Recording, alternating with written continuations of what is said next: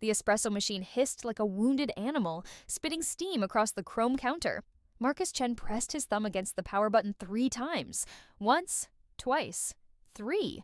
But the red light only blinked mockingly back at him, the same dying pulse as a heart monitor in its final moments. The burnt smell of over-extracted coffee beans filled his studio apartment, acrid and bitter, mixing with the mustiness of boxes he hadn't unpacked in the 3 months since he'd moved in. His phone buzzed against the countertop.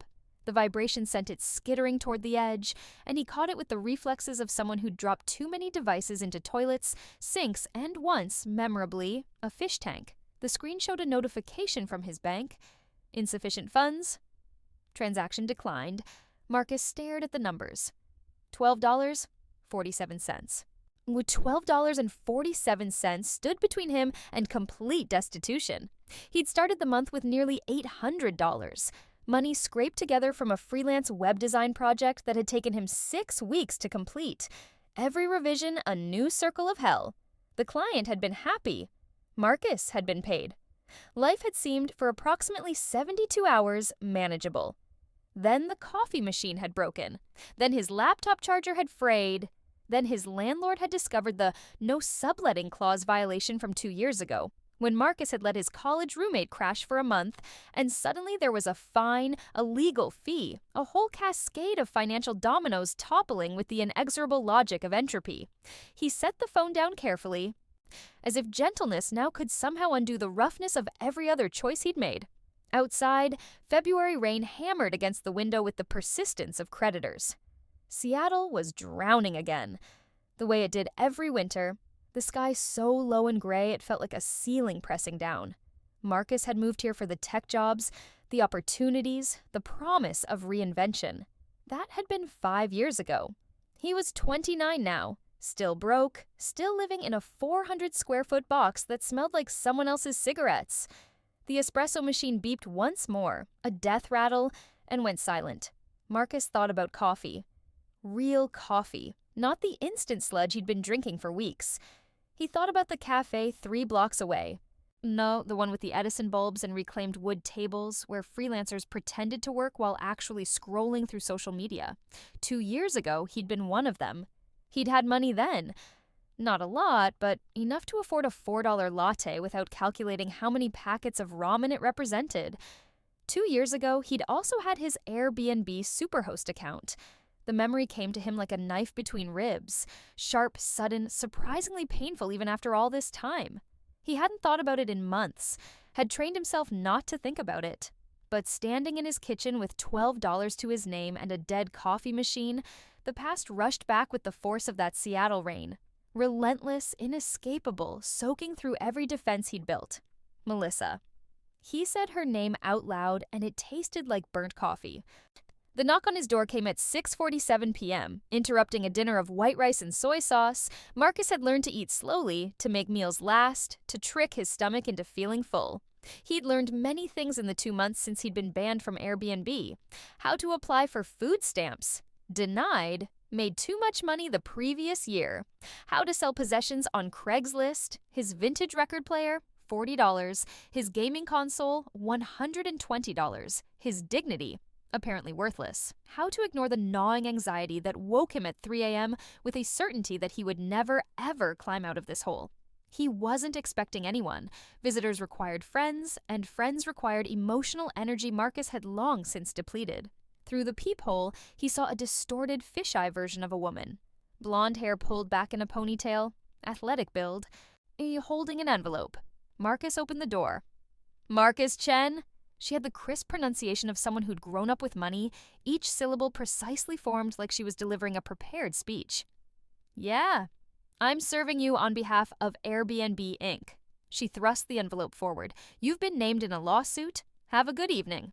She was gone before Marcus could respond, her footsteps echoing down the hallway with the finality of a judge's gavel. He stood in the doorway, envelope in hand. The paper was heavy, expensive, the kind of paper that said, "We can afford better lawyers than you." Inside, the language was dense, impenetrable, designed to intimidate. But certain phrases leapt out, each one a fresh wound. Breach of terms of service, fraudulent reviews, defamation, seeking damages in the amount of $75,000. $75,000. Marcus closed the door slowly, set the envelope on his counter next to the dead espresso machine, sat down on his futon and put his head in his hands. This was it then, the final domino. He'd gone from superhost to broke to sued in less than 6 months, all because he'd trusted her.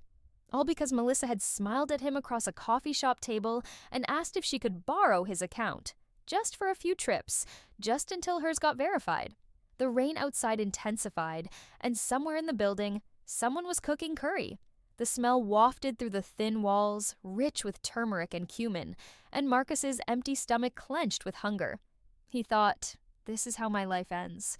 Not with a bang, but with a lawsuit I can't afford to fight. He thought, if I could go back, the wish formed before he could stop it. Desperate and childish and utterly pointless. If he could go back, he'd do everything differently. He'd see Melissa for what she was. He'd protect his account, his reputation, his future. He'd make better choices. But time didn't work that way. Did it? Marcus woke to the smell of jasmine. Not the synthetic jasmine of air fresheners or the subtle jasmine of expensive perfume, but real jasmine, the heavy, almost overwhelming sweetness of actual flowers. He opened his eyes expecting to see his studio apartment ceiling with its water stain shaped like Rhode Island, but instead he saw cream-colored paint and a ceiling fan rotating lazily overhead. This wasn't his ceiling. He sat up too fast. The room spun. His heart hammered against his ribs like it was trying to escape his chest. The bed beneath him was larger than his futon, with a navy blue comforter he didn't recognize. To his left, a window showed a view he hadn't seen in years. The courtyard of his old apartment complex in Fremont, the one with the cherry trees that bloomed every April. He'd moved out of this place 3 years ago. His phone was on the nightstand, not his current phone with its cracked screen and dying battery, but his old iPhone 8, the one he'd traded in for an upgrade back in... when? 2022? Marcus grabbed it. The lock screen showed a date that made his breath catch. March 15th, 2023. 3 years ago? Almost exactly 3 years ago. He stared at the numbers, willing them to change, to make sense, to be a hallucination brought on by stress and malnutrition. The numbers stayed fixed. The phone was cool and solid in his palm. Real. Slowly, moving like someone afraid of breaking whatever spell had been cast, Marcus got out of bed. His body felt wrong. Lighter, looser, younger. He caught his reflection in the mirror above his dresser and flinched. The face looking back at him was his own, but softer, unlined. His hair was longer, styled the way he'd worn it before he'd started cutting it himself to save money. His jaw was clean-shaven. He was wearing pajama pants he'd thrown away 2 years ago, and a t-shirt from a tech conference he'd attended in 2021. He touched his face. The reflection did the same. "No," he said out loud. His voice sounded strange in the quiet apartment. "No, this can't be." But even as he said it, he knew. The certainty settled into his bones like cold water. He was 26 years old again. It was March 2023. Somehow, impossibly, he'd gone back. The jasmine smell was coming from the windowsill, where a small plant sat in a terracotta pot. Melissa had given it to him. She'd said jasmine represented love and good fortune in her family. She'd said a lot of things. They'd met 3 months ago, in December 2022, at a holiday party thrown by mutual acquaintances. She'd been wearing a green dress and talking animatedly about her travel plans, and Marcus had been stupid enough to think her interest in him was genuine. He checked his phone's calendar. Today was a Wednesday. Nothing important, just a normal Wednesday in March. 3 years in his past, with all his mistakes still ahead of him? Or were they? Marcus sat down on the bed, the phone trembling slightly in his hand. His mind raced through everything he remembered. Meeting Melissa, the slow build of their relationship, the moment she'd asked to use his Airbnb account. What date had that been? May? June? He opened his banking app. The numbers that appeared made him want to weep with relief. $4,347.52. Money from his job at the startup, before the layoffs, money he'd had before everything fell apart. His Airbnb app showed his superhost status intact, 5-star rating, glowing reviews, a profile that prospective guests trusted. His account was pristine, undamaged, not yet anyway. The lawsuit didn't exist here. The ban didn't exist. The cascade of financial disasters that had led to him eating plain rice in a studio apartment, none of it had happened yet. Marcus stood up and walked to the window. So the courtyard below was empty except for a jogger in bright yellow shorts. The cherry trees were still bare, waiting for spring. Everything looked normal, peaceful, like the world hadn't ended because it hadn't. Not yet. Not in this timeline or whatever this was. He had been given something impossible, a second chance. The question was, what was he going to do with it? The first thing Marcus did was check his messages. His phone showed dozens of conversations frozen in time, a digital archaeological record of a life he'd already lived once. There was a text thread with his mother about visiting for Easter, a group chat with college friends planning a camping trip, an email from his boss about a project deadline, and there in his favorites list was Melissa. His finger hovered over her name. Their last exchange, or rather, their last exchange in this timeline was from 2 days ago. She'd sent him a photo of her dog, a golden retriever named Captain. Marcus had responded with a heart emoji. He remembered that photo, remembered thinking how cute it was, how domestic, how it suggested a future of shared pets and shared lives. He'd been an idiot. Now, looking at the screen, he felt nothing except a cold, analytical distance. This was information. Data. A puzzle he needed to solve. He scrolled back through their conversation history, reading it with the eyes of someone who knew how the story ended. The flirtation in January, the first date in February, dinner at an Italian place in Capitol Hill, where she'd ordered the most expensive wine on the menu and hadn't offered to split the check. The rapid escalation into something that felt like a relationship, but, in retrospect, had only ever been a transaction. She'd been grooming him. That's what it had been. A long, patient grooming process designed to gain his trust, lower his defenses, position herself to ask for the favor that would destroy him. When had she asked? Marcus closed his eyes, trying to remember. June. Yes, June. Early June, right before her trip to Portland to visit her sister. That gave him 2.5 months. 2.5 months to decide. Should he try to fix things with Melissa, to steer their relationship towards something healthier? Or should he cut her out completely, avoid the disaster before it started? The answer seemed obvious. Of course he should end it. Ghost her, block her, move on with his life, and use his foreknowledge to make better choices. Date someone else. Invest in Bitcoin. Buy stock in companies he knew would explode. Live the fantasy every time traveler dreamed of. But Marcus sat on his bed, phone in hand, and felt the weight of a more complicated truth. He didn't actually know what would happen if he changed things. He'd read enough science fiction to understand the grandfather paradox, the butterfly effect, the potential cascading consequences of altering the past. What if breaking up with Melissa now created worse outcomes? What if she retaliated? What if the very act of him being different, of acting with foreknowledge, created suspicion that led to its own disasters? And beneath those practical concerns was something more uncomfortable. The memory of how he'd felt about her. How, despite everything, despite knowing exactly how she'd betray him, part of him still remembered falling asleep next to her and thinking, maybe I'm not going to be alone forever. Pathetic. Marcus set the phone down and went to make coffee. The espresso machine, his good espresso machine, the one that still worked, sat gleaming on the counter. He ran his hand over its surface almost reverently. This machine would break in 2 years if he didn't take better care of it. He knew that now.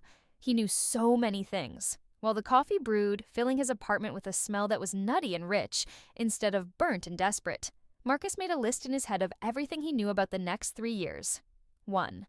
The startup he currently worked for would lay off half its staff in August 2023. He'd keep his job, but barely. 2. In December 2023, his landlord would raise the rent by $400. He'd have to move. 3. In March 2024, there would be a massive data breach at a tech company whose name he couldn't quite remember. Something about customer service software. 4. In July 2024, his grandmother would die. Not suddenly, she'd been sick for years, but he'd regret not visiting more. 5. In November 2024, the AirBnB ban would happen. Melissa's bad reviews would accumulate over months, each one a nail in the coffin of his superhost status, until the company permanently banned him for violating terms of service. 6. Everything after that would be a slow slide into poverty and desperation. The coffee finished brewing. Marcus poured himself a cup, added cream and sugar, luxuries he could afford in this timeline, and sat at his small kitchen table. He needed a plan. Option 1. Avoid Melissa entirely. Cut all contact, ignore her messages, delete her number, move on with his life as if she'd never existed. Pros. Simple, clean. No risk of the Airbnb disaster. Cons. She might not take the ghosting well. She knew where he lived, knew his friends, could make his life difficult in other ways. Option 2. Stay with Melissa but refuse when she asked to use his Airbnb account. Pros. Maintains the relationship, avoids the disaster, tests whether there's any genuine connection between them. Cons. If she was only with him for access to his account, she'd leave anyway. If she was with him for other reasons, well, he couldn't think of what those reasons might be, even with the benefit of hindsight. Option 3. Use his knowledge to manipulate the situation to his advantage. String Melissa along. Extract value from the relationship while protecting his assets. Pros. Revenge. Justice. The satisfaction of being the con artist instead of the mark. Cons. The moral bankruptcy of becoming the thing he hated. The risk of karmic retribution. The basic fucking decency of not deliberately hurting people, even people who'd hurt him. Marcus sipped his coffee and stared out the window. A memory surfaced, unbidden. Melissa sitting across from him at a sushi restaurant, telling him about her childhood. Her voice had been soft, vulnerable. She'd talked about growing up with a father who'd declared bankruptcy 3 times, a mother who'd worked 2 jobs to keep the lights on. She'd said she never wanted to feel that financial precarity again, never wanted to be the person who couldn't afford dinner. At the time, Marcus had felt sympathy, connection, a sense of shared experience. Now he wondered if it had all been a lie. A performance designed to manipulate his emotions, to make him feel like they understood each other. Or maybe it had been true, and that truth had simply led her to make choices he couldn't forgive. The distinction seemed important, but Marcus couldn't quite articulate why. He decided to do nothing. Not permanently, just for now. Just until he had more information. He went to work at the startup, which was called Velocity Tech, and made project management software that nobody wanted. His desk was the same, his coworkers were the same, even the coffee in the break room tasted the same. Burnt and institutional and bad. "Hey, Marcus!" Jenny from marketing waved at him from across the open plan office. She had pink streaks in her hair and an infectious enthusiasm that would be crushed by corporate layoffs in 5 months. "Did you finish the wireframes for the dashboard redesign?" Marcus blinked. The dashboard redesign. He'd completely forgotten about that project, even though he'd spent weeks on it the first time around. "Almost done," he said, the lie coming easily. "I'll have them to you by end of day." Jenny gave him a thumbs up and turned back to her monitor. Marcus sat at his desk and opened his design files. The wireframes were there, half-finished, exactly where he'd left them on March 15th, 2023. Looking at them was like reading his own diary from years ago, intimately familiar and completely foreign. He'd made certain choices, arranged elements in specific ways, and now he could see all the mistakes. The navigation was too complex. The color scheme was too aggressive. The whole thing needed to be simpler, cleaner, more intuitive. He spent the morning redesigning what he'd already designed, making it better with the wisdom of 3 years' experience. The work came easily. He was essentially copying from his own future memory, taking the lessons he'd learned and applying them retroactively. At lunch, he sat in the break room with his colleagues and listened to conversations he'd heard before. Jake from engineering complained about his landlord. Sarah from customer service talked about her weekend in Portland. Everything was a rerun, a rebroadcast, a loop he was trapped in, except he was the only one who knew the script. His phone buzzed. A text from Melissa. "Miss you?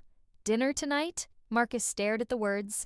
3 years ago, or earlier today, depending on how you measured time, he'd responded immediately. He'd suggested a new Thai place. They'd met at 7. They'd eaten green curry and pad Thai, gone back to his apartment and had sex that was enthusiastic, but not particularly memorable. He remembered all of it. Now, sitting in the break room of Velocity Tech with his mediocre sandwich and his impossible knowledge, Marcus typed, "Can't tonight, work stuff. Tomorrow?" The response came within seconds. Tomorrow works, miss your face, a heart emoji. Marcus put his phone away and felt a strange hollowness in his chest. Was he being cruel by delaying the inevitable? Or was he being smart by gathering information before making a decision? The truth was, he didn't know what he was doing. He'd been given a gift, a chance to redo his life. And instead of celebrating, instead of feeling empowered, he just felt lost. That night, alone in his apartment, Marcus did what any rational person with foreknowledge of the future would do. He researched stock prices. His old laptop, the one that still worked properly, showed historical market data with perfect clarity. He knew which companies would soar, Tesla would split its stock, Apple would release a new product line. There was a pharmaceutical company that would get FDA approval for a breakthrough drug, and its stock would triple in 8 months. He could make a fortune, except Marcus had $4,347 in his bank account. Enough to live on, but not enough to meaningfully invest. Even if he put every penny into the right stocks, he'd make maybe $10,000 or $15,000. Life-changing for someone living paycheck to paycheck, but not enough to retire early or achieve financial independence. And there was another problem. He didn't actually remember enough details. He knew general trends, tech stocks would be volatile, certain sectors would boom, but he couldn't remember specific dates or precise percentages. His memory was like a photograph that had been left in the sun, recognizable but faded, missing crucial details. He could research, of course, could spend hours reconstructing the financial history of the past 3 years from news articles and market reports. But that would take time and attention and energy he wasn't sure he had. There was also the uncomfortable reality that he'd never been particularly good with money.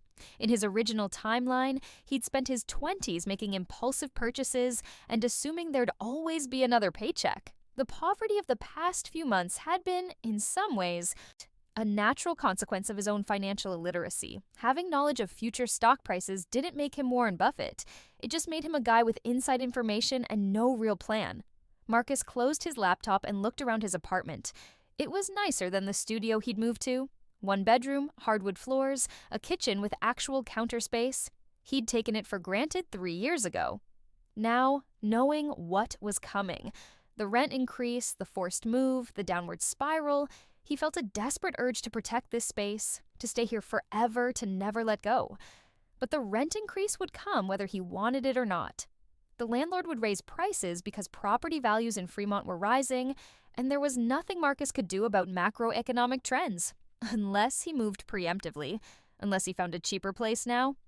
Before the market got worse, saved money, built a buffer, protected himself against the disasters he knew were coming. That was actually smart. Practical. A real use of his foreknowledge. Marcus opened his laptop again and pulled up on apartment listings. Craigslist, Zillow, Apartments.com, all the same websites he'd used 3 years from now when he'd been desperate. But this time he wasn't desperate. This time he could be selective. The cheapest apartments were in neighborhoods he didn't want to live in. The nicest apartments cost more than his current rent. Everything was a trade-off, a calculation, a gamble on a future he could only partially predict. He was still scrolling through listings when his phone buzzed again. Melissa. Can't stop thinking about you. Marcus set the phone face down on the table and went back to apartment hunting. Thursday evening, Marcus met Melissa for dinner at a Vietnamese restaurant in the University District. She was already seated when he arrived, looking at her phone, her blonde hair catching the warm light from the pendant lamps overhead. She looked up when he approached, and her smile was like sunrise, bright, warm, seemingly genuine. "Hey you," she said, standing to hug him. Marcus hugged her back and caught the scent of her perfume. Something floral and expensive. Jasmine, maybe? Or lilac. He'd never been good at distinguishing flowers. They sat, they ordered. Melissa talked about her day, a yoga class, a lunch with a friend, some drama at the marketing agency where she worked. Marcus listened with the attention of someone who'd already heard the story, who knew how every sentence would end. "You're quiet tonight," Melissa said, reaching across the table to touch his hand. "Everything okay?" "Just tired," Marcus said. "Work's been intense." This was true in a way. Work had been intense, though not for the reasons she'd assume. He'd finished the wireframes in record time, impressing Jenny and his boss. He'd also started looking for a new job, applying to positions at companies he knew would still be hiring in 6 months when Velocity Tech started its layoffs. He was playing the long game now, thinking strategically, using his knowledge to optimize outcomes. So why did it feel so exhausting? "Tell me about it," Melissa said. She squeezed his hand, and her touch was familiar in a way that made Marcus's chest ache. He'd held this hand before. He'd kissed these fingers. In some version of reality, they'd had a future together. In this version, he knew exactly how that future ended. Their food arrived, pho for him, bun cha for her. They ate and talked about nothing important. Movies they wanted to see, plans for the weekend, gossip about mutual friends, normal couple conversation, the kind of comfortable small talk that Marcus had once treasured and now recognized as the scaffolding of a relationship built on sand. "So," Melissa said, twirling noodles around her chopsticks, "I was thinking about summer vacation. Have you ever been to Portland?" Marcus froze, spoon halfway to his mouth. Portland. This was it. The beginning of the ask. In his original timeline, Melissa had brought up Portland in late May, mentioned wanting to visit her sister, gradually worked up to asking if she could use his Airbnb account to book a place because hers wasn't verified yet. But it was only March. Or 2 months early. Was his presence different somehow? Had he already changed things just by being here, by knowing what he knew? "I've been to Portland," Marcus said carefully. "For work mostly. Why?" "My sister lives there," Melissa said. "I was thinking of visiting her in June. Maybe you could come? Make a weekend of it?" This was different. In the original timeline, she'd never invited him. She'd gone alone, or so she'd claimed, used his Airbnb account to book a house that she'd then trashed, or allowed her friends to trash, resulting in a 1-star review that had been the first domino in his eventual ban. "Maybe," Marcus said. He set his spoon down and looked at her directly. "Would we get a hotel, or—" "Oh, we could do Airbnb," Melissa said casually. Too casually. "It's usually cheaper. Do you have an account?" "I think mine isn't verified or something. It's been acting weird." There it was. The hook. The moment when 3 years ago Marcus had said, "Oh yeah, I have a Superhost account. We could use that." The moment when he'd offered up his credentials without thinking, without suspecting, without any idea of what would follow. Now, sitting across from Melissa with her bright smile and her casual suggestion, Marcus felt something crystallize inside him. Clarity. Understanding. She hadn't loved him. Maybe she'd liked him, enjoyed his company, found him useful. But there had never been genuine affection, just strategy, just calculation.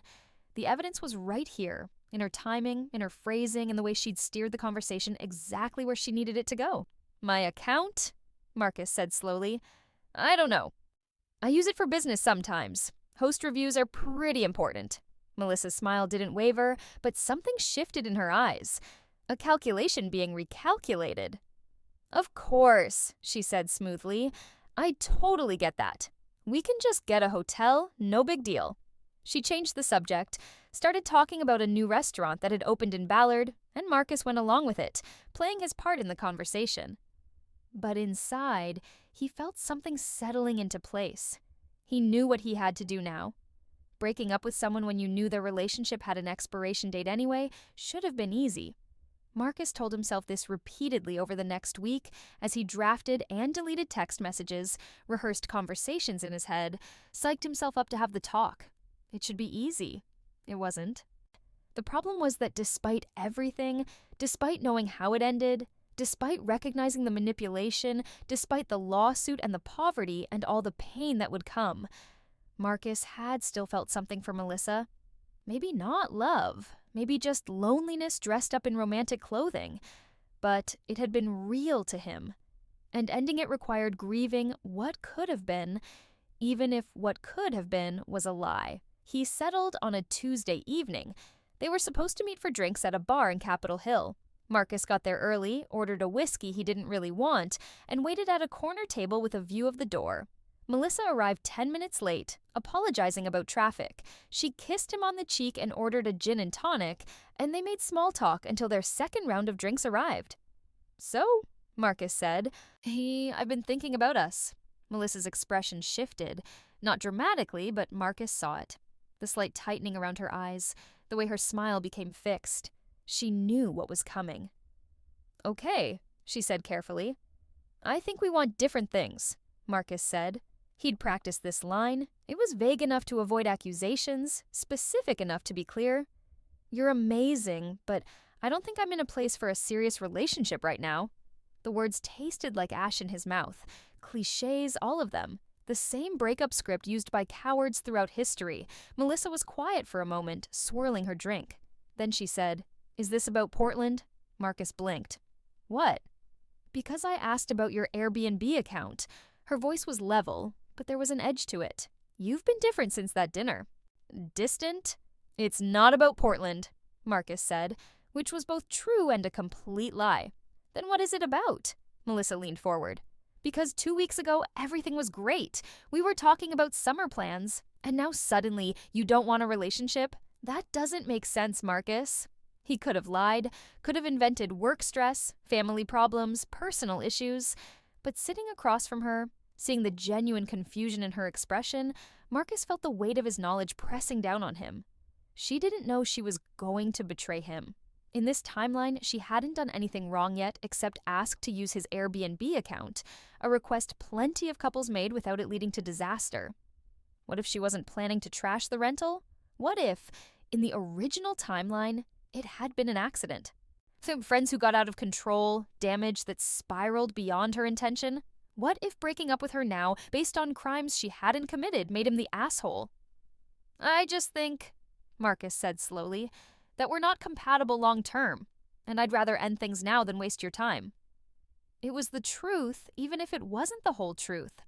Melissa studied him for a long moment. Then she finished her drink in one long swallow and stood up. "Okay," she said. "Thanks for being honest, I guess." She grabbed her purse and walked out of the bar without looking back. Marcus sat alone at the table, his whiskey untouched, and felt like he'd just failed a test he hadn't known he was taking. In the movies, the protagonist makes one big decision and everything changes. They invest in the right stock, avoid the fatal mistake, and you live happily ever after. Real life, even time-traveling real life, was messier. Marcus threw himself into work. He finished projects ahead of schedule, impressed his bosses, got a small raise that would have thrilled his past self and barely registered with his future-informed mind. He knew Velocity Tech was doomed, but he also knew he needed income until he could transition to something better. He applied to 12 different companies over the next month. 8 rejected him. 3 never responded. One, a mid-size agency called Blue Sky Digital, invited him for an interview. The interview happened on a Tuesday in April in a renovated warehouse in South Lake Union. Marcus sat across from the creative director, a woman named Patricia with geometric glasses and an impressive portfolio on the wall behind her.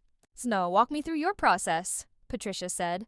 Marcus had done this interview before, or rather, he'd done a similar interview at a different company with different questions, but the core of it was the same. Prove you can think, prove you can create, prove you're worth hiring.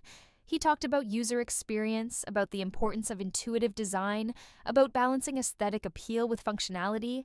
He showed her his portfolio, the same work he'd had 3 years ago, but presented better, explained more eloquently because he'd had 3 years to think about what he should have said. "Impressive," Patricia said when he finished. "You're clearly talented. But I have to ask, why are you leaving Velocity Tech? You've only been there for 18 months. In his original timeline, Marcus had stayed at Velocity Tech until the layoffs. He'd never applied to Blue Sky, never had this conversation. "I'm looking for a role with more growth potential," Marcus said. "Velocity Tech is a great company, but I want to work somewhere that's expanding, not contracting." Patricia raised an eyebrow. "Are they contracting?" "Not yet," Marcus said, "but the market's shifting. I want to be proactive about my career." This was risky. Insider trading was illegal. Insider knowledge about company layoffs was ethically murky. But Patricia seemed to appreciate the strategic thinking. "Smart," she said. "We could use someone who thinks ahead." She hired him on the spot. The salary was 15% higher than what he'd been making at Velocity Tech. The position was stable, or at least as stable as anything could be in tech. And most importantly, Blue Sky Digital wouldn't experience mass layoffs because Marcus had carefully researched their financials and trajectory. He started the new job in May, 2 weeks after his 27th birthday. His coworkers threw him a small party, cake from the grocery store, a card everyone signed. It felt surreal, celebrating a birthday he'd already lived through. accepting congratulations for an age he wasn't, technically, anymore. That night, he went home to his apartment. His nice apartment, the one he'd managed to keep by preemptively renegotiating his lease, and opened his laptop to check his Airbnb account. 5-star rating, superhost status, glowing reviews from guests who'd stayed in the spare bedroom he occasionally rented out. All intact, all protected. Marcus had won. He'd avoided the disaster, changed his fate, secured a better future. So everything should have felt triumphant. Instead, he felt hollow. Summer arrived with the sudden intensity that always surprised newcomers to Seattle. One day, it was gray and drizzling. The next, the sun was out, and everyone was in shorts, drinking iced coffee at outdoor cafes, pretending this was how the weather always was. Marcus bought a bicycle. He'd never owned one before, or rather, he'd owned one in high school, but sold it when he moved to the city. Now, with his higher salary and his newfound commitment to financial responsibility, he decided to invest in transportation that would save money long term. He rode through the city on weekends, mapping out routes, discovering neighborhoods. Fremont, Wallingford, Greenwood, Ballard. Each area had its own character, its own coffee shops and boutiques and community centers. Marcus cataloged them all in his mind, comparing what he saw now to what he remembered from 3 years in the future. Some things had changed. A Vietnamese restaurant he'd loved would close next year. A bookstore he'd never noticed would become his favorite haunt. The city was in flux, constantly evolving, and Marcus was both part of that change and weirdly outside it. In June, he saw Melissa at a mutual friend's birthday party. She was with someone new, a tall guy with styled hair and a designer watch, who laughed too loudly at everyone's jokes. Melissa looked happy, radiant even. She caught Marcus's eye across the room and gave him a small wave, friendly but distant. Marcus waved back. They didn't talk. There was nothing to say.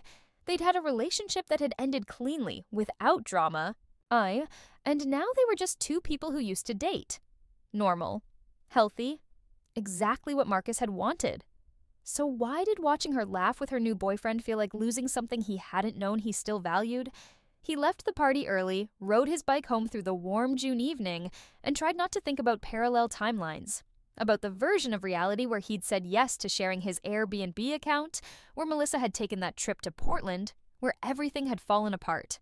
That timeline didn't exist anymore. He'd erased it, created something better. This was better, wasn't it? In August, Velocity Tech announced layoffs, 40% of the staff. Marcus heard about it through a former coworker who messaged him on LinkedIn, asking if Blue Sky was hiring. "Dodged a bullet there," Patricia said when Marcus mentioned it at a team lunch. "Good instinct, getting out when you did."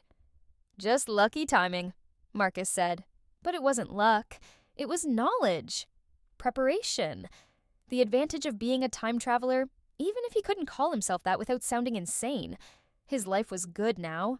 Better than good. He was making more money, living in a nice apartment, building a savings account that would protect him from emergencies. He'd started investing, small amounts, nothing dramatic, in companies he knew would grow. His portfolio was modest but strategic. He'd even started dating again. Nothing serious. A few apps, a few coffee dates, a few pleasant evenings that went nowhere. His heart wasn't in it, but he was going through the motions, trying to be normal. Trying to forget that he'd already lived through all of this, and it had ended badly. The problem with time travel, or whatever this was that it made sincerity difficult. How could you be genuine with someone when you knew, statistically, that most relationships failed? When you'd already failed once, and were trying not to repeat your mistakes? Marcus found himself analyzing every interaction, every conversation, looking for red flags and warning signs, trying to predict the future based on present behavior, trying to protect himself. It was exhausting. In September, his grandmother died. Marcus had known this was coming. He'd marked it on his mental calendar. September 17th, 2023. Heart failure, peaceful, surrounded by family. In his original timeline, only he'd flown to California for the funeral and spent 3 days with his extended family, feeling guilty for not visiting more when she was alive. This time, he'd visited in July, spent a week in Sacramento, sitting with her in her small house, listening to stories about her childhood in China, about immigrating to America, about raising 4 children on a secretary's salary. "You're a good boy," she'd said, patting his hand with fingers that were all bone and papery skin. "Don't work too hard. Make time for happiness." "I will," Marcus had promised. She'd died in her sleep. No pain. No suffering. Just here one moment and gone the next. The way everyone hoped to go. At the funeral, Marcus's mother pulled him aside. "I'm glad you visited her this summer," she said. "It meant a lot to her." "I'm glad too," Marcus said. This, at least. V was something he'd gotten right. Something he'd fixed. A small redemption in a life full of preventable mistakes. Fall turned to winter. The rain returned, and with it the gray skies and the darkness that pressed down on Seattle like a weighted blanket. Marcus settled into his routine. Work, bike rides, weekend coffees with friends, occasional dates that led nowhere. He was living his life on autopilot, executing a plan he'd designed to avoid disaster. And it was working. He was stable, secure, protected. He was also miserable. The problem, Marcus realized one evening as he sat alone in his apartment eating takeout Thai food, was that he'd optimized for survival instead of happiness. He'd made choices designed to prevent the worst outcomes, but he hadn't thought about what he actually wanted. What did he want? The question sat in his mind like a stone in his shoe. Uncomfortable, persistent, impossible to ignore. He wanted financial security. He'd achieved that. He wanted to avoid the Airbnb disaster. He'd achieved that too. He wanted, what? Love? Purpose? Meaning? Marcus set down his pad thai and looked around his apartment. It was nice, clean, comfortable. A place where nothing bad would happen because he'd carefully arranged his life to minimize risk. It was also lonely. He thought about Melissa. Not about the betrayal or the lawsuit or the version of her that had destroyed his life, but about the woman he'd met at that holiday party. The woman in the green dress who'd talked about travel and adventure. The woman who'd kissed him on New Year's Eve and made him believe for a few months that maybe he wasn't going to spend his life alone. That woman had been real, or at least real enough, and Marcus had ended things with her not because of who she was, but because of who she would become. Preventative amputation. Cutting off a limb to save the body. Had that been the right choice? He honestly didn't know anymore. December arrived with the first snow of the season, light and wet, melting almost as soon as it touched the ground. Marcus stood at his apartment window, watching it fall, and thought about choices and consequences and the butterfly effect. His phone rang, a number he didn't recognize. "Hello? Marcus Chen?" The voice was professional, clipped. "This is Daniel Foster from Airbnb's legal compliance team." Marcus's stomach dropped. "Yes? We're conducting a routine audit of Superhost accounts. We noticed some unusual activity on your profile and wanted to verify a few details. Do you have a moment to talk?" This couldn't be happening. Marcus had been so careful. He hadn't shared his account, hadn't let anyone else use it, hadn't done anything that could trigger a ban. "What kind of unusual activity?" Marcus asked, his voice steady despite the panic rising in his chest. "Multiple login locations over the past 6 months. Seattle, Portland, San Francisco, Los Angeles. Your account has been accessed from IP addresses in 4 different cities. Can you explain that?" Marcus thought fast. He'd traveled for work in October, a conference in San Francisco, and he'd visited his mom in Sacramento. But Portland? Los Angeles? "I traveled for work and to visit family," Marcus said. "Nina, I may have checked my account while I was away." "And did you share your login credentials with anyone?" "No, because our records show that your account was accessed from Portland on June 15th, while simultaneously being accessed from Seattle. That's impossible, unless multiple people have your login information." June 15th. The date clicked into place in Marcus's mind. In the original timeline, that had been when Melissa used his account to book the Portland rental. The first domino. But in this timeline, he'd broken up with her in March. They'd never gone to Portland together. She shouldn't have had access to his account. Unless. "I need to check something," Marcus said. "Can I call you back?" "Mr. Chen, this is a serious violation of our terms of service." Marcus hung up. He opened his laptop with shaking hands and pulled up his Airbnb account settings. The login history showed exactly what the compliance officer had described. Access from Portland in June, from Los Angeles in September, from San Francisco in November. All dates when Marcus had been in Seattle. Someone else was using his account. But who? He checked his password manager. His Airbnb password was unique, Complex, not used anywhere else. The only way someone could access his account would be if they had physical access to his devices, or if Marcus opened his email and searched for AirBnB password reset. There. An email from June 14th, 11 p.m. Your Airbnb password has been successfully reset. Marcus had never reset his password. Someone else had. He scrolled further back in his email, looking for clues. In March, there was an email from Melissa with an attachment. Cute photos from our hike. The attachment was a zip file of photos from a day trip they'd taken to Rattlesnake Ledge.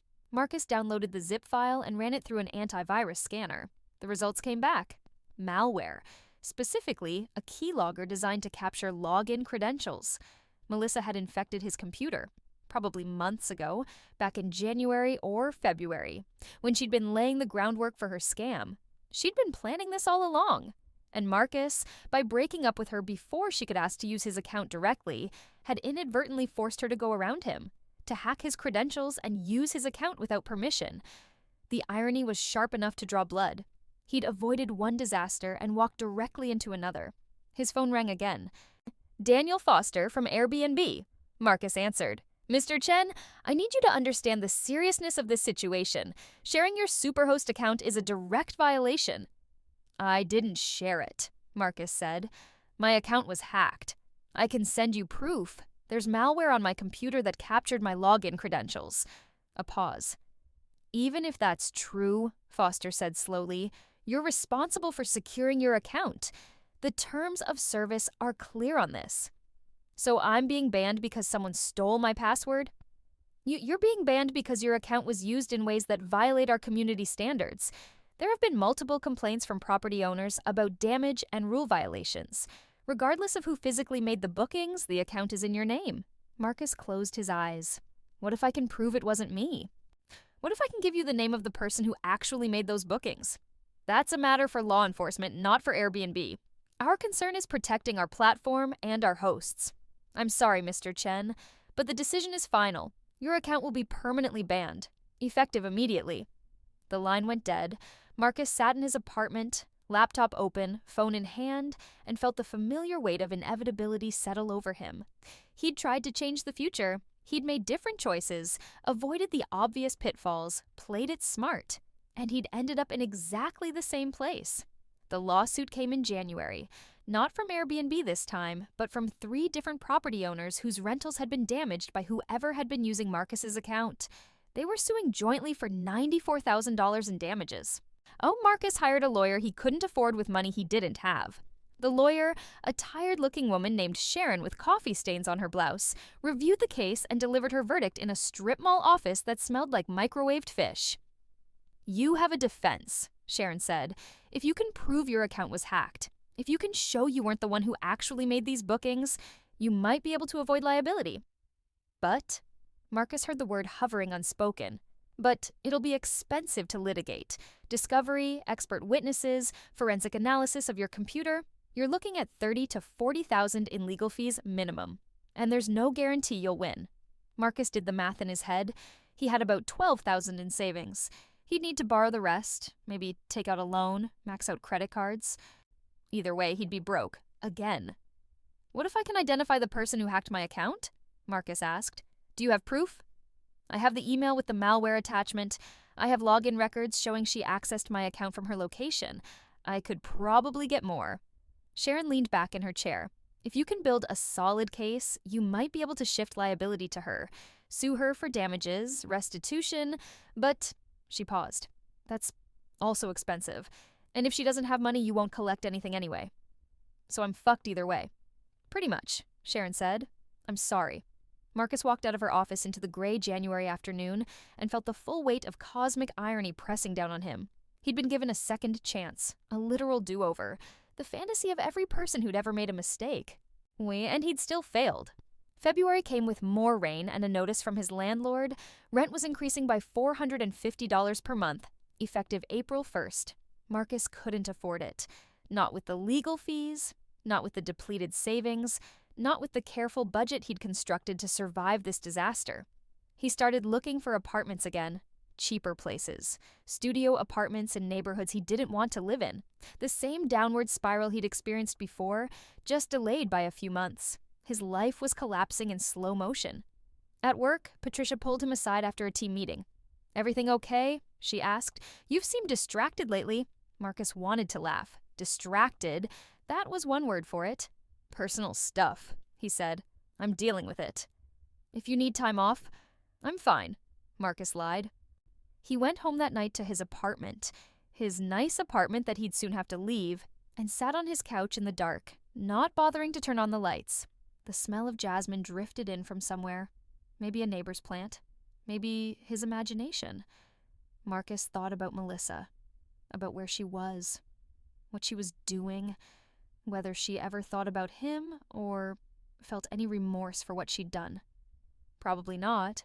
People like Melissa operated on a different moral frequency. They saw the world as a resource to be exploited, other people as tools to be used.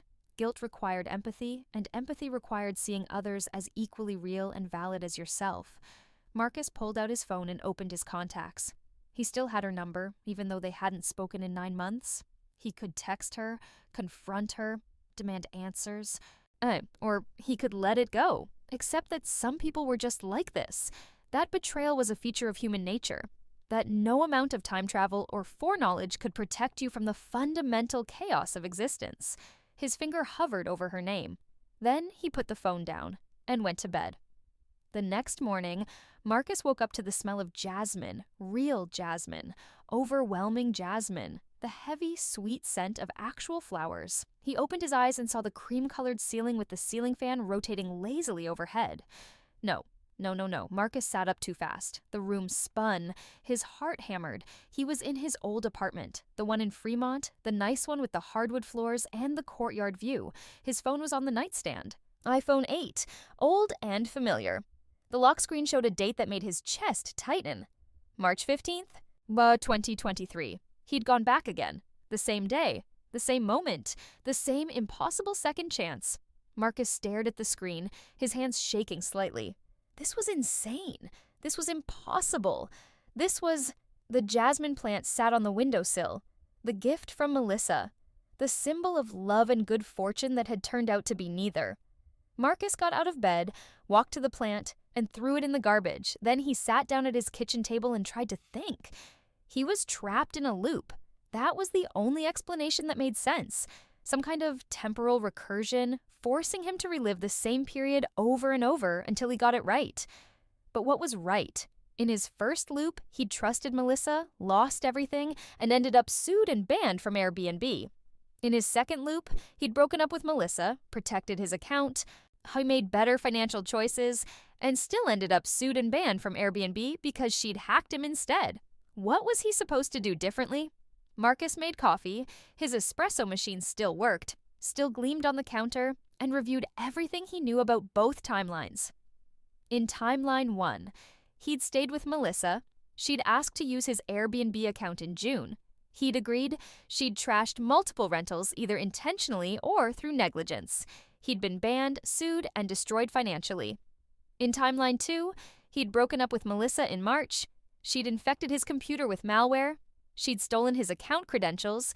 She'd trashed multiple rentals using his account. He'd been banned, sued, and destroyed financially. The pattern was clear. As long as Melissa existed in his life, in any capacity, at any time, she would find a way to destroy him. So the answer was, what? Avoid her completely? Never meet her in the first place? But that seemed impossible. They'd met at a mutual friends party in December 2022. If Marcus tried to avoid that party, wouldn't the loop just reset further back? Send him to November or October? Unless. Marcus set down his coffee cup. Unless the point wasn't to avoid Melissa. The point was to stop her. Not just protect himself from her schemes, but actively prevent her from hurting anyone. Remove her ability to scam people, to damage property, to destroy lives. That would require... what?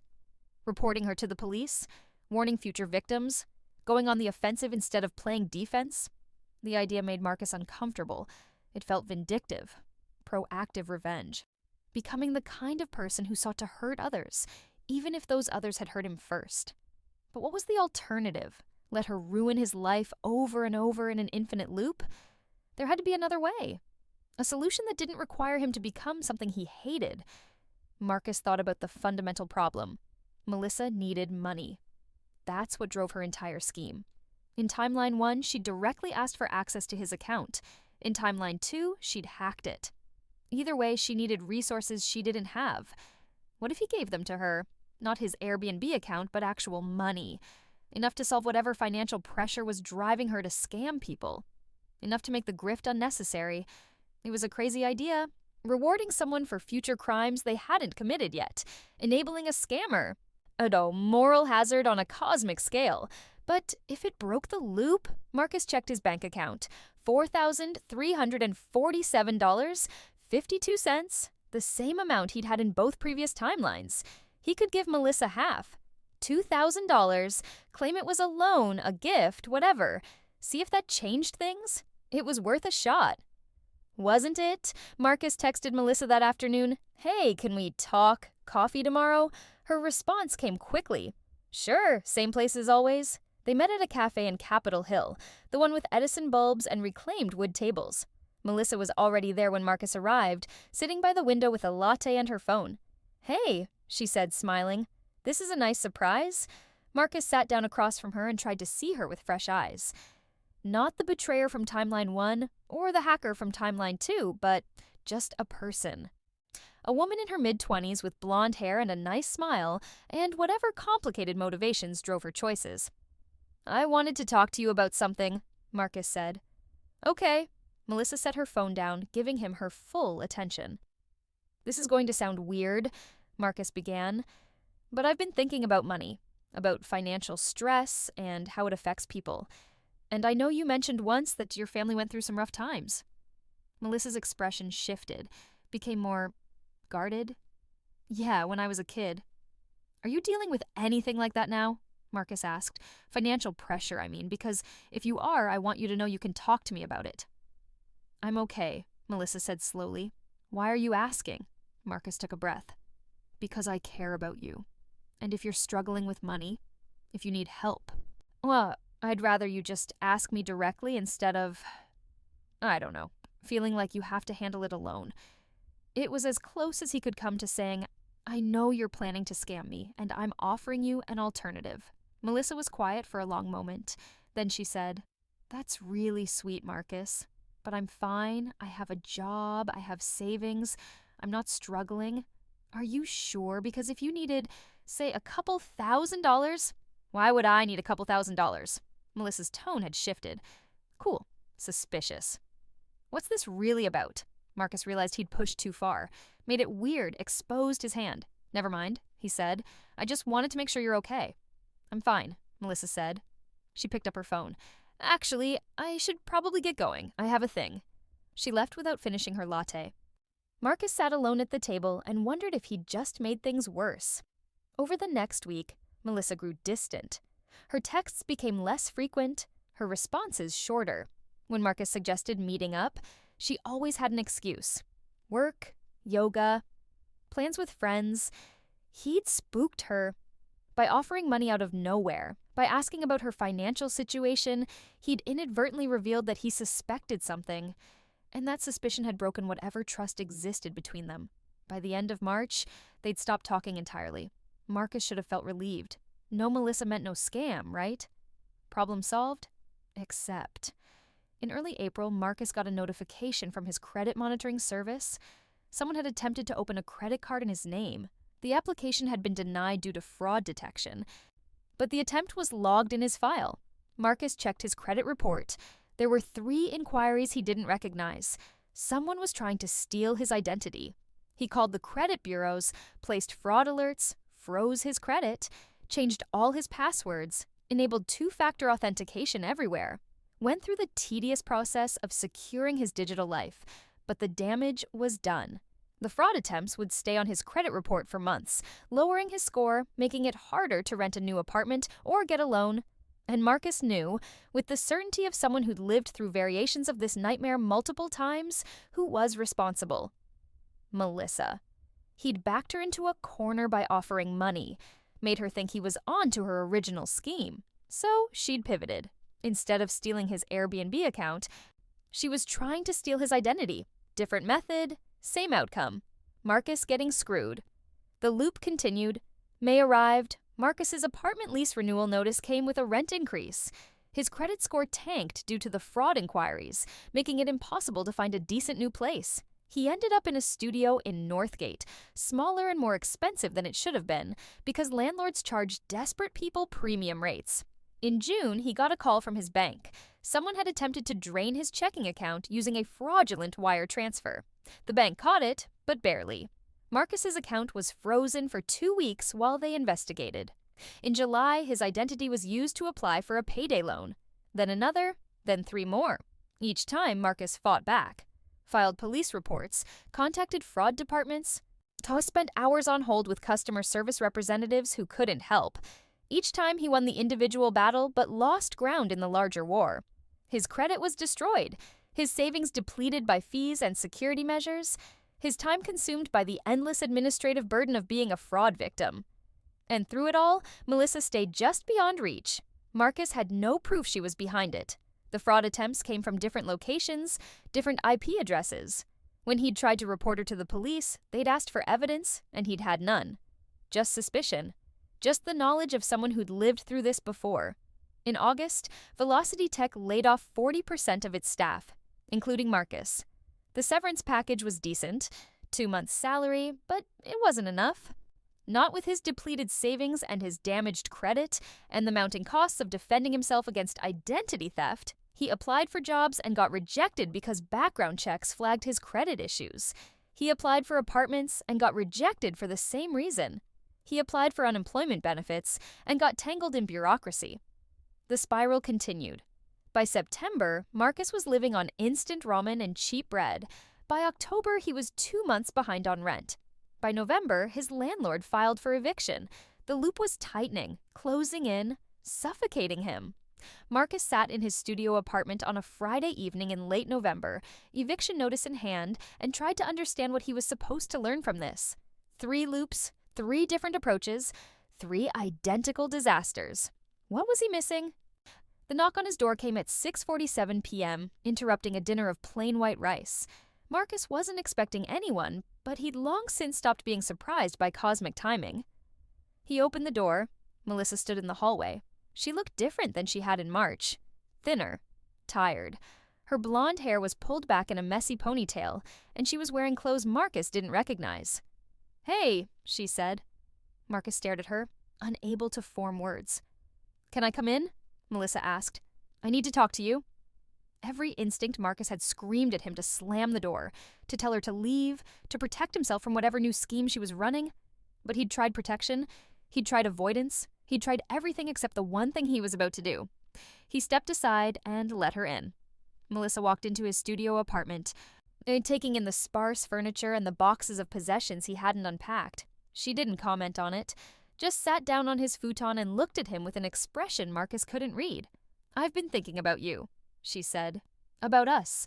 About what happened." "What did happen?" Marcus asked. The question came out harsher than he'd intended. "I fucked up," Melissa said simply. "I was in a bad place. Financially, emotionally.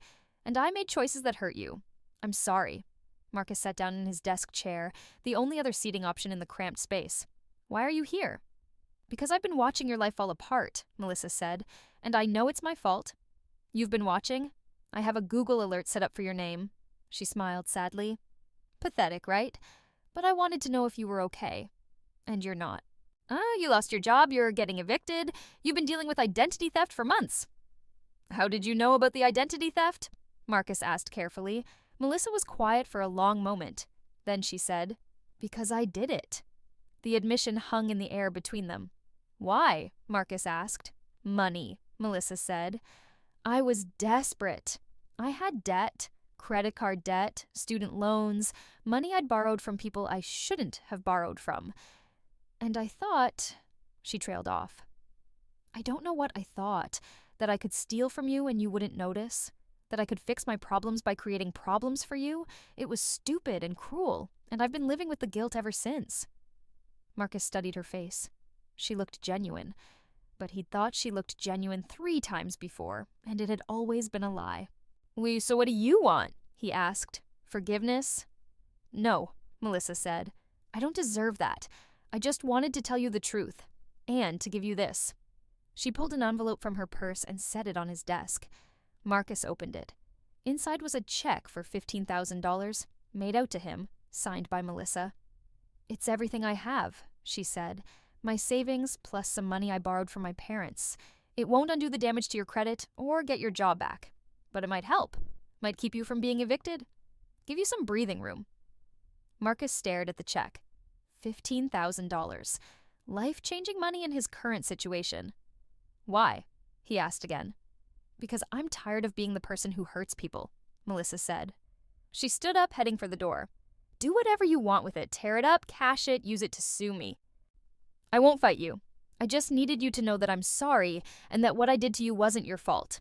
She left before Marcus could respond. He sat alone in his studio apartment, check in hand, and felt something crack open inside his chest. Marcus woke up to the smell of jasmine, the cream-colored ceiling, the ceiling fan, the window showing the courtyard with the cherry trees. March 15th, 2023. Again. But this time, something was different. Marcus sat up slowly, his mind clear in a way it hadn't been in the previous loops. He understood now. Finally. After 3 failed attempts and countless mistakes. The loop wasn't about avoiding Melissa or stopping her or fixing the external circumstances of his life. The loop was about compassion. Every timeline, Marcus had approached the situation as a problem to be solved. Melissa was the villain, he was the victim, and the goal was to prevent the victimization. He'd tried breaking up with her, protecting his accounts, offering her money, all strategies designed to control the outcome, to force reality into a shape that benefited him. But he'd never tried to actually understand her, to see her not as a threat or a puzzle, but as a person, someone who is also struggling, also scared, also making desperate choices from a place of pain. In the last loop, she'd apologized, given him money, taken responsibility. And Marcus had done nothing to earn that transformation. She'd arrived at it on her own, through whatever journey she'd traveled while he was busy being a victim. What if instead of playing defense, Marcus tried to help her? Not in a transactional way, not, "I'll give you money if you promise not to scam me," but genuine help, support, the kind of kindness that didn't expect anything in return. What if that was the answer? Marcus got out of bed and looked at the jasmine plant on the windowsill. He didn't throw it away this time. He texted Melissa that morning. "Hey, wanna grab coffee?" Her response came quickly. Always. Where and when? They met at the usual cafe. Melissa was already there, sitting by the window, scrolling through her phone. She looked up when Marcus approached, and her smile was warm and genuine. Or at least, it seemed genuine. Marcus was done trying to parse the difference. "Hey you," she said. "Hey." Marcus sat down across from her. "Thanks for meeting me." "Of course." "What's up?" Marcus took a breath. "I want to ask you something, and I need you to be honest with me." Melissa's expression shifted, became more serious. "Okay. Are you okay? Like really okay? Financially, emotionally, whatever?" She was quiet for a moment. Then she said, "Why are you asking?" "Because I care about you," Marcus said, "and because I've been thinking about how people end up in situations where they make choices they regret, and I don't want that to happen to you." Melissa looked down at her coffee. "I'm dealing with some stuff. Debt, mostly. Credit card debt and student loans. It's manageable, but it's heavy. Some days I feel like I'm drowning." "How much debt?" "About $20,000, Melissa said quietly. "Maybe a little more. I've been making minimum payments, but the interest just keeps piling up. I feel like I'll never get ahead." $20,000. More than Marcus had. More than he could help with directly. "But what if we figured it out together?" Marcus said. "Not me giving you money. I don't have $20,000, but maybe we could make a plan. Budget, consolidate loans, find resources. There are nonprofits that help with debt counseling. We could research options." Melissa looked up at him. "You do that? Help me with my debt?" "If you want help, yeah." "Why?" It was a good question. Why would Marcus help someone who in multiple other timelines had destroyed his life? Because in those timelines, she'd been desperate. And desperation made people do terrible things. And maybe, just maybe, if he could help her find a different path, she wouldn't become the person who hurt him. "Because that's what people who care about each other do," Marcus said. Melissa's eyes got shiny. Yeah, she blinked rapidly, looking away. That's really nice of you. I don't know what to say. Say you'll let me help. Okay, Melissa said. Yeah, okay. Over the next 3 months, Marcus and Melissa worked on her debt together. They met every Wednesday evening at the cafe, laptops open, spreadsheets displayed. Marcus helped her create a budget, track expenses, identify areas where she could cut costs. They researched debt consolidation loans, balance transfer credit cards, income-driven repayment plans for student loans. It was tedious work. Unglamorous, the kind of financial housekeeping that didn't make for dramatic stories, but made the difference between drowning and swimming. Melissa was resistant at first, defensive about her spending habits, embarrassed about her situation. But Marcus was patient. He shared his own financial mistakes, the impulse purchases, the lack of savings, the general carelessness that had characterized his 20s. We're all just figuring it out, he said one evening in May, after Melissa had gotten frustrated with her student loan servicer's confusing website. Nobody teaches us this stuff. We're all making it up as we go. You seem like you have it together, Melissa said. Marcus laughed. I really don't. I just got lucky with some things, and unlucky with others. It's all basically chaos. Which was true in a cosmic sense. 3 different timelines, 3 different outcomes, all stemming from minor variations in choice and circumstance. By June, Melissa had consolidated her credit card debt into a single lower interest loan. By July, she'd started a side gig doing freelance social media management, bringing in an extra $500 per month. By August, she'd paid off 2 of her smaller debts completely. And through it all, Marcus watched her transform. Not dramatically, she didn't become a different person overnight, but gradually, the desperation in her eyes faded. The tension in her shoulders relaxed. She started talking about the future in terms of possibility instead of dread. Their relationship evolved too. What had started as romantic interest became something else. Partnership. Friendship. The kind of connection built on mutual support and shared effort rather than attraction or chemistry. In September, Marcus's grandmother died. Melissa drove him to the airport, hugged him goodbye, told him to take all the time he needed. When he came back a week later, she picked him up and they went to dinner. Marcus told her about the funeral, about his guilt for not visiting more, about the strange comfort of ritual and family. You're a good person, Melissa said. You know that, right? I'm really not, Marcus said, thinking about all the loops, all the versions of himself who'd been petty and vengeful and small. You are, Melissa insisted. You helped me when you didn't have to. You took time to actually care. That's rare. Marcus didn't know what to say to that, so he just finished his dinner and drove Melissa home and went back to his apartment, his nice apartment, which he'd managed to keep because his life hadn't imploded, and went to sleep. He didn't dream about loops or time travel or cosmic do-overs. He just slept. December came with cold rain and the approach of the holidays. Marcus was sitting at his desk at Blue Sky Digital. He'd gotten the job offer in October. Same as before, when his phone rang. Unknown number. Hello? Marcus Chen, this is Daniel Foster from AirBnB's legal compliance team. Marcus's stomach dropped. Here it came. The loop closing, the inevitable disaster. Yes, he said, we're conducting a routine audit of Superhost accounts. Your profile came up in our review, and I wanted to personally congratulate you on maintaining such an excellent record. You've had consistently 5-star reviews, 0 complaints, and you've been a Superhost for over 2 years. We're actually featuring you in our upcoming newsletter as an example of what great hosting looks like. Marcus blinked. What? I know it's unusual to get a call like this, Foster said with a laugh, but we don't often enough tell our best hosts how much we appreciate them. So, thank you. Keep up the great work. Thank you, Marcus said. Have a great holiday season. The line went dead. Marcus sat at his desk, phone in hand, and tried to process what had just happened. No ban, no lawsuit, no disaster, just success. He checked his Airbnb account. 5-star rating, glowing reviews, Superhost status intact. He checked his bank account. Healthy savings, no fraud, no identity theft.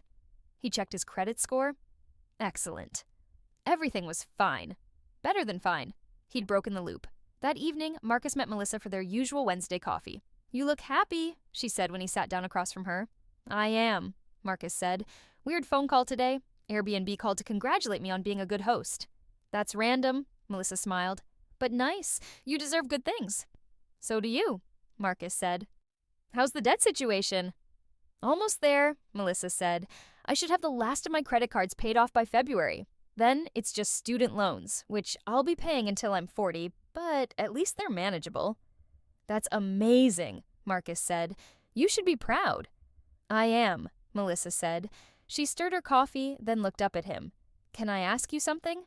Sure. Why did you help me? Back in March, when you barely knew me, you offered to help with my debt. Most people wouldn't do that. Most people would have thought I was trying to scam them or something. Marcus thought about the truth, that in multiple timelines, she had scammed him, that he'd lived through her betrayal more than once, that he'd learned painfully and slowly that the only way to break the cycle was to choose compassion over self-protection. But he couldn't say any of that without sounding insane. So instead he said, I don't know, I just felt like it was the right thing to do. Melissa nodded slowly. Well, for what it's worth, it changed my life. I was in a really dark place back then. I was thinking about doing some things I'm not proud of. And you helping me, caring about me, it made me realize I had other options. What kind of things? Marcus asked, even though he already knew. Just desperate things. Scams, maybe. Or worse.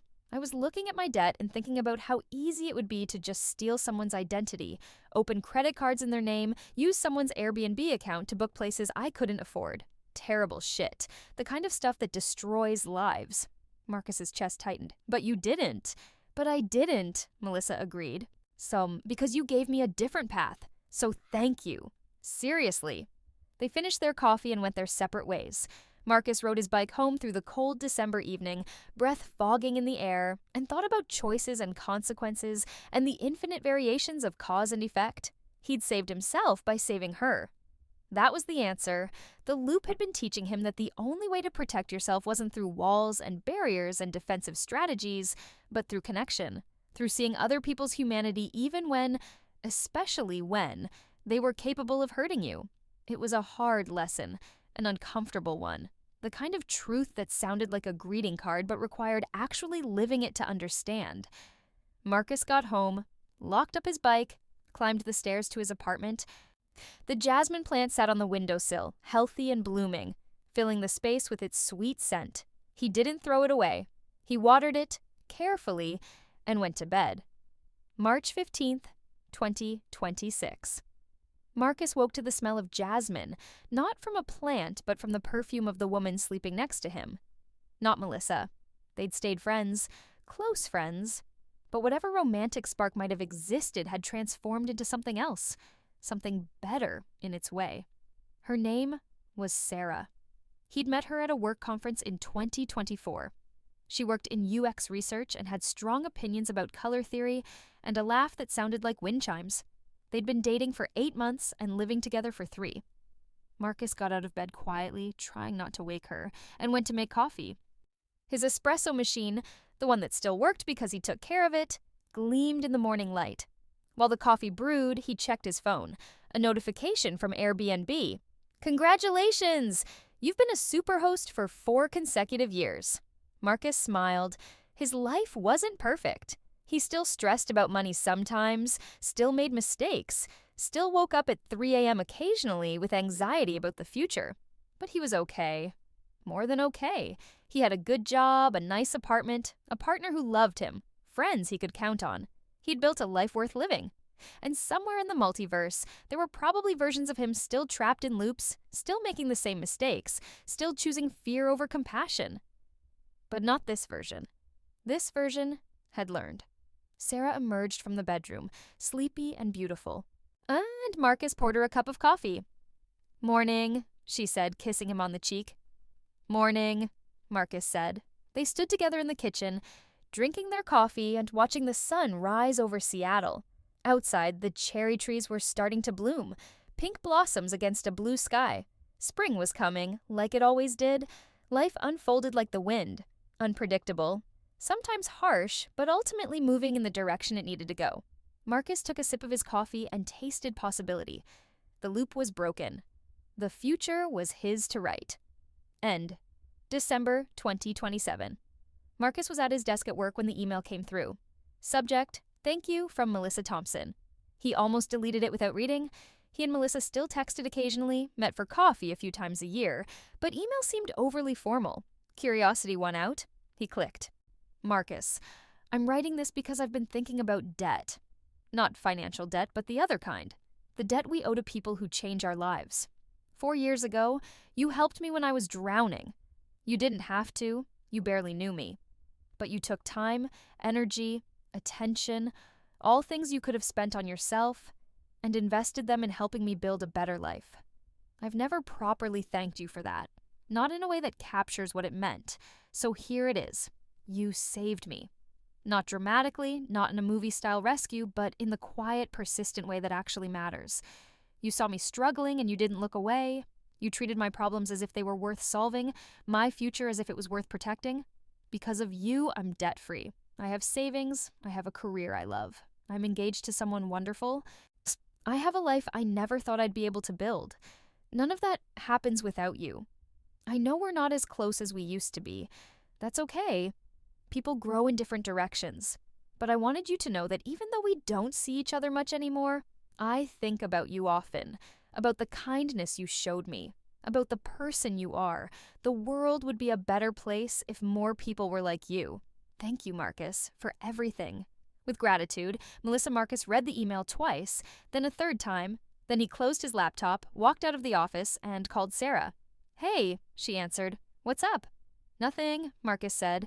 I just wanted to hear your voice. Are you okay? Yeah, Marcus said. He looked up at the Seattle sky, gray and familiar. Yeah, I'm really okay.